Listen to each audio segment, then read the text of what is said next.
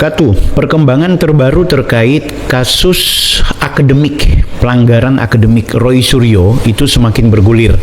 Kalian bisa dengan terang benderang melihat bahwa ternyata gugatan dari salah seorang yang kemudian juga bersama komunitasnya, yaitu salah seorang lawyer, advokat atau praktisi hukum, itu yang melakukan gugatan kepada UNJ, meminta kepada UNJ agar segera mencabut gelar Dr. Roy Suryo, mengingat UNJ sudah melakukan perbuatan maladministrasi yang meloloskan Roy Suryo untuk mendapatkan gelar S3-nya, padahal yang bersangkutan telah begitu nyata melakukan pelanggaran akademik, yaitu pelanggaran peraturan rektor nomor 5 tahun 2022 tentang akademik, ya, tentang peraturan akademik yang berkaitan dengan status mahasiswa. Nah, sayang sekali diberi waktu selama 10 hari, rektor justru tidak merespon dan pihak UNJ sama sekali tidak memberikan klarifikasi atau minimal membalas surat. Kayaknya nggak dibalas deh.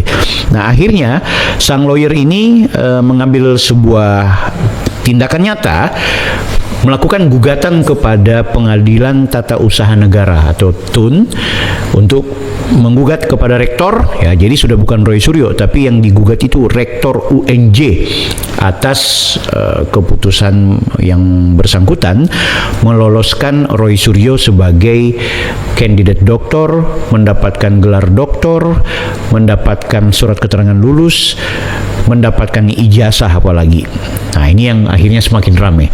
Artinya guys, gerakan yang meminta kepada UNJ agar mengevaluasi keputusan mereka yang meloloskan Roy Suryo sebagai pengguna gelar akademik doktor itu akhirnya mendapatkan atensi dari banyak kalangan. Nah, sehingga itu kalian juga penonton Bang Bill Offside, aku sarankan terus kita kontrol dan terus kita suarakan bahwa apa yang selama ini terjadi terhadap seorang Roy Suryo sebagai pelaku pelanggaran peraturan rektor dan konsekuensinya harus gugur sebagai mahasiswa itu harus ditegakkan, karena ini bukan cuma soal keributan-keributan yang sekedar mengenai peraturan rektor itu sendiri, tapi ini kepentingannya adalah sebuah pendidikan positif buat masyarakat kita, bahwa kalau kalian kuliah sembarangan, nah konsekuensinya juga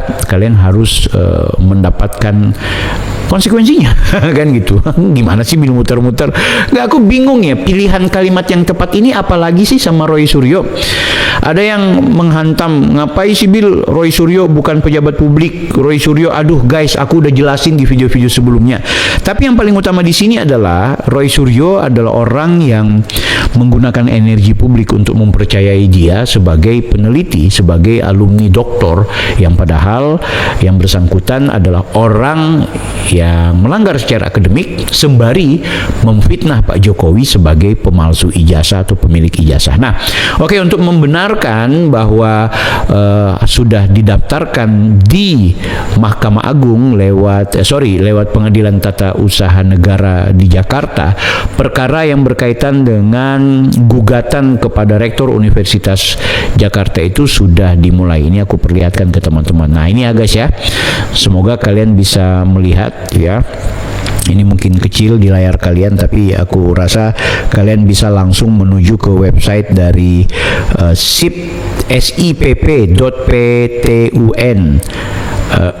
jakarta.go.id Sistem Informasi Penelusuran Perkara Pengadilan Tata Usaha Negara Jakarta. Nah, di sini ada yang nomor 281 nih ya. Gugatan 2026 5 Agustus 2026. Ini tanggal registernya ya. Penggugat Pak Priyanto SH.MH dan kawan-kawan. Nah, Pak Priyanto ini ketua umum forum organisasi Porkonham kalau nggak salah salah. Pokoknya organisasi ini melindungi korban ketidakadilan dan korban mafia hukum. Nah, ini keren sekali nih organisasi ini ya. Ini Pak Ketumnya, Pak Prianto. Beliau juga pernah menggugat Rocky Gerung, karena bilang presiden tolol itu kalau nggak salah. Terus pernah menggugat Mahfud MD, bahkan juga pernah menggugat Pak Anwar Usman ya. Jadi beliau ini walaupun terlihat memberikan atensi dan penghormatan kepada Pak Jokowi, tapi terlihat sekali beliau yang namanya penegakan hukum, beliau tidak pandang bulu. Apa yang dalam tafsir beliau misalnya Anwar Usman menurut beliau adalah bermasalah secara hukum, maka dia laporkan gitu. Jadi gitu ya, soal benar atau salah kan itu urusan berikut. Sama dengan Rocky Gerung, bahkan beliau pernah berdebat dengan Rocky Gerung dalam sebuah diskusi di salah satu kampus. Oke, kita ke detail ya. Oke guys, ini Pak Prianto, ini kita lihat rektor UNJ. Ini rektor UNJ digugat. Nah, tapi gugatannya belum dapat ditampilkan, tapi sudah terregistrasi. Oke. Pihak dipublikasi ya, periode tidak. Oke. Tanggal suratnya 5 Agustus. Nomor perkaranya 281. Betul ya. Kita lihat apakah ada intervensi.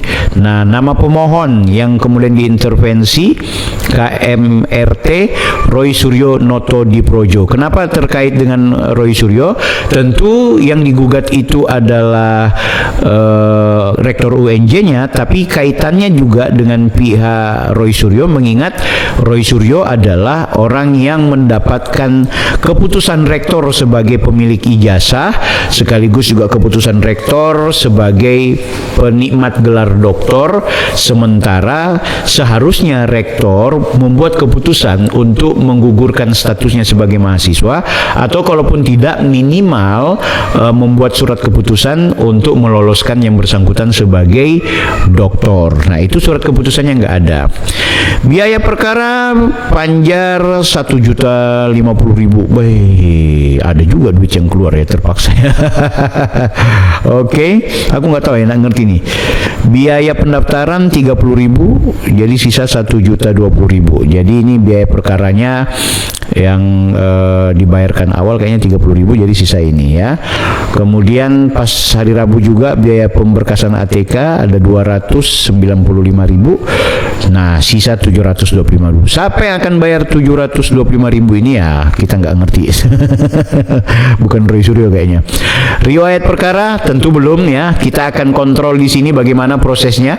Tapi kami berharap kalau kemudian ternyata gugatan ini diterima, dilanjutkan, diproses, maka kita berharap kita bisa ketun untuk menyaksikan ya, soal benar salah benar itu urusan berikut. Ini apakah kemudian mereka punya legal standing Pak Prianto ini atau tidak, itu tetap semuanya akan diputuskan lewat petun.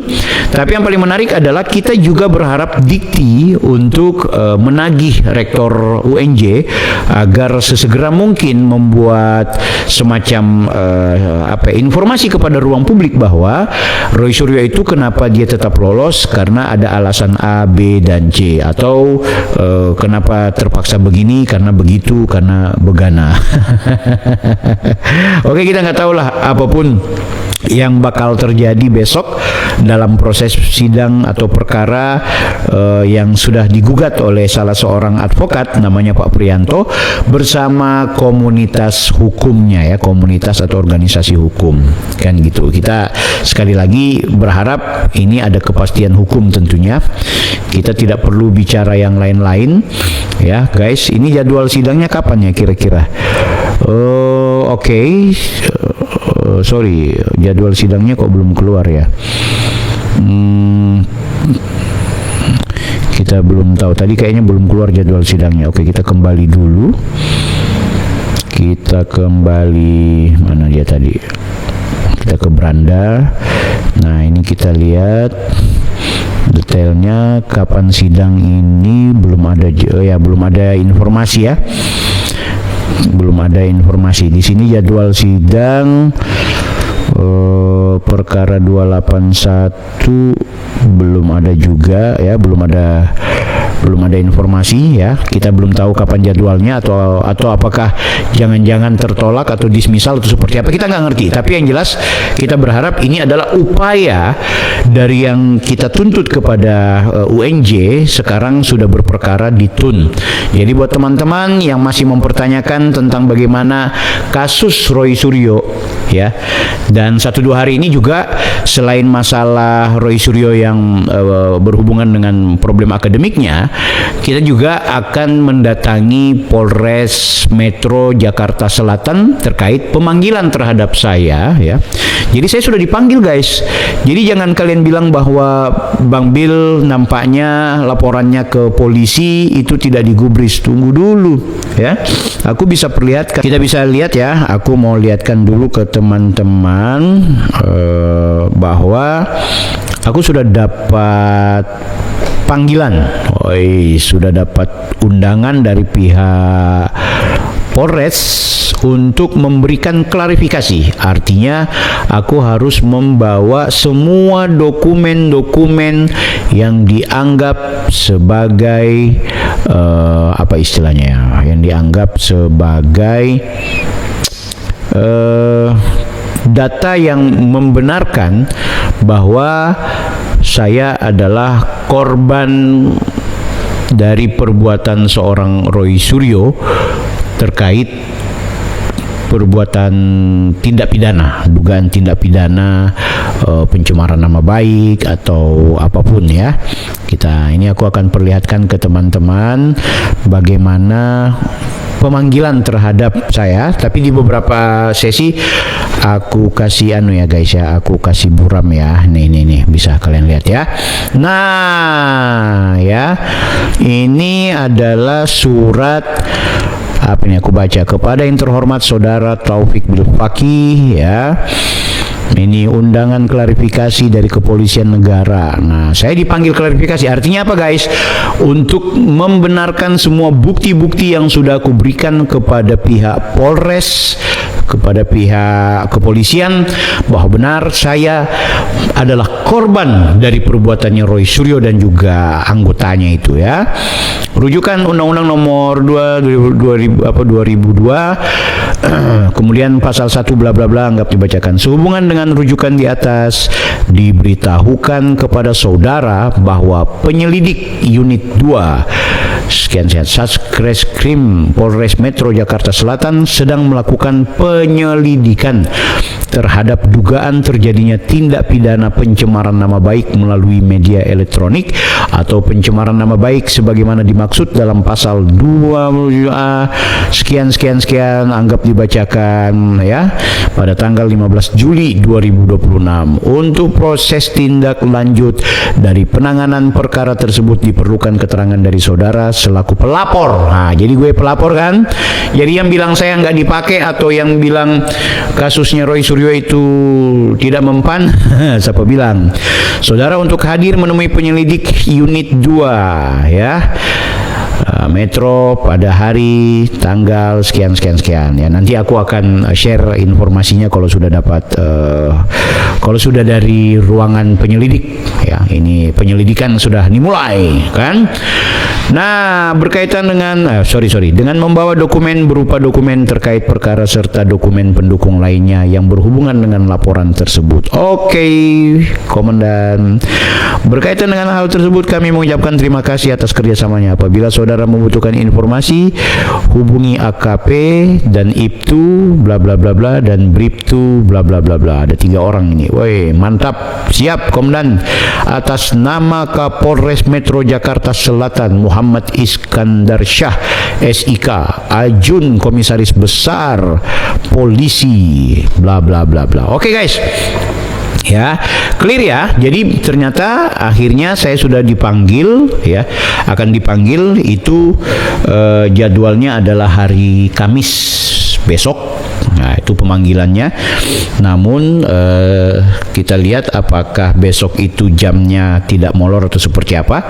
Yang jelas kita akan bertemu dengan pihak kepolisian. Jadi ini bukti guys, apa yang kita lakukan itu tidak main-main ya. Ini penting. Kita menolak DFK bukan cuma sekedar mengkanter narasi, itu berulang kali aku bilang, tapi kita menolak DFK dengan melaporkan kepada pihak yang berwenang. Kalau dia link phishing atau dia adalah kanal-kanal yang bermasalah, maka kita akan laporkan ke kementerian yang berkaitan dengan pemblokiran situs atau pemblokiran atau penghapusan informasi-informasi yang buruk. Tapi kalau dia sudah menyangkut pidana dan orangnya bisa kita ketahui, maka ya kita berpotensi melaporkan kepada pihak yang berwajib. Dalam hal ini polisi. Sama kalau saya pun menyebarkan hoaks, saya pun mengumbar-ngumbar fitnah, saya sebagaimana Roy Suryo kan kayaknya melaporkan aku juga tuh terkait dia merasa saya memfitnah dia gitu. Tapi aku berani bertanggung jawab karena aku pastikan semua konten-kontenku tidak memfitnah Roy Suryo, tapi membuktikan ada fakta-fakta pelanggaran dari Roy Suryo yang terungkap ke ruang publik. Dan aku menghormati ada alumni dari UNJ yang sangat berkeinginan untuk bagaimana UNJ menegakkan aturan rektor. Ini kan semakin keren ini keadaan guys ya. Nah oke, guys, di video akhir ini aku mau share ke kalian bagaimana postingan Joshua Sinambela yang menurutku ini menarik ya. Aku mau bacakan ke teman-teman bagaimana pandangan seorang Joshua terkait problem akademiknya Roy Suryo. Oke, ini aku bikin bagus aja dia punya tampilan supaya terbaca dengan baik oleh teman-teman, dan aku berharap kalian masih tetap konsisten untuk mengikuti apa yang akan aku bacakan dari postingannya Bang Joshua Sinambela ya guys ya. Ini teman-teman bisa langsung ke Facebooknya, tapi aku kepingin bahas dengan kalian semua di sini, oke? Kalian bisa langsung ke Facebooknya Joshua Sinambela, tapi aku coba mau membahas lewat forum ini. Oke guys, kita baca ya. Gelar doktor, aturan yang ditabrak dan ironi sebuah tuduhan. Keren ini tulisannya Bang Joshua. Bagaimana jadinya jika sebuah gelar doktor diterbitkan padahal terdapat dua persoalan mendasar yang sama-sama menyangkut integritas akademik? Kena ini. Bayangkan sebuah skenario di mana satu, ada aturan akademik yang diabaikan. Peraturan rektor secara tegas menyatakan bahwa mahasiswa yang telah menjadi terpidana dengan putusan berkekuatan hukum tetap inkrah dinyatakan gugur atau drop out. Namun alih-alih menjalankan ketentuan tersebut, mahasiswa justru tetap dinyatakan lulus dan memperoleh ijazah. Itu pun ijazahnya didapat karena ada kekisruhan ini. Apabila benar proses kelulusan dilakukan setelah syarat gugur tersebut terpenuhi dan tidak terdapat dasar hukum yang mengecualikannya, maka keputusan kelulusan dan penerbitan ijazah berpotensi mengandung cacat administrasi serta layak diuji melalui mekanisme hukum yang berlaku. Kedua, integritas karya ilmiah yang dipertanyakan. Jadi selain masalah aturan akademik diabaikan, ada integritas karya ilmiah yang dipertanyakan. Pada saat yang sama muncul indikasi kuat bahwa disertasi yang menjadi dasar pemberian gelar doktor mengandung plagiarisme. Apabila hal tersebut terbukti melalui mekanisme pemeriksaan akademik yang sah, maka persoalannya bukan lagi sekedar pelanggaran etika ilmiah, melainkan dapat berimplikasi pada keabsahan gelar akademik sesuai ketentuan peraturan perundang-undangan yang berlaku. Dalam prinsip good university governance, kedua persoalan tersebut bukanlah kesalahan administratif biasa. Perguruan tinggi berkewajiban menegakkan peraturan yang dibuatnya sendiri, sekaligus menjaga integritas karya ilmiah yang menjadi dasar pemberian gelar akademik. Ironinya, di tengah berbagai pertanyaan mengenai proses kelulusan dan integritas disertasinya sendiri, pemilik gelar doktor tersebut justru telah berstatus tersangka dalam perkara dugaan fitnah dan pencemaran nama baik karena menuduh pihak lain menggunakan ijazah palsu. Selain menuduh ijazah palsu, menuduh bahwa tidak selesai kuliah, bahwa menuduh UGM itu tidak benar. Paradoksnya begitu mencolok, seseorang yang begitu lantang mempertanyakan keabsahan ijazah orang lain, justru menghadapi pertanyaan serius mengenai legalitas proses akademiknya sendiri. Bila nantinya terbukti bahwa proses kelulusannya bertentangan dengan peraturan rektor dan atau disertasinya terbukti melanggar integritas akademik, maka ironi itu akan menjadi semakin nyata. Berupaya membongkar dugaan ijazah palsu orang lain, tetapi justru harus mempertanggungjawabkan keabsahan gelar akademiknya sendiri. Yang dipertaruhkan adalah marwah perguruan tinggi, supremasi aturan, integritas akademik, dan kepercayaan publik terhadap dunia pendidikan tinggi. Sebab aturan tidak boleh tunduk kepada siapa yang diatur. Sebaliknya, setiap orang tanpa memandang gelar jabatan atau popularitasnya harus tunduk pada aturan yang sama. Itulah hakikat negara hukum dan esensi integritas akademik. Keren ini tulisannya. Dari informasi bisik-bisik bahwa tim Itjen Kemendikti Saintek sudah bergerak melakukan investigasi dan bersurat ke UNJ. Dalam waktu dekat akan ada pengumuman resmi dari lembaga-lembaga tersebut. Kita tunggu guys. Wais, ini thumbnailnya siapa ini? Siapa namanya? Bang Richard ya, alumni UNJ. Roy Suryo kecewa, Dr. Richard kembali laporkan UNJ, ketar-ketir Dikti sudah bergerak investigasi. Ya, benar guys ya. Jadi memang benar ada investigasi dari Dikti yang sekarang kita tinggal menunggu kapan hasil dari Dikti ini.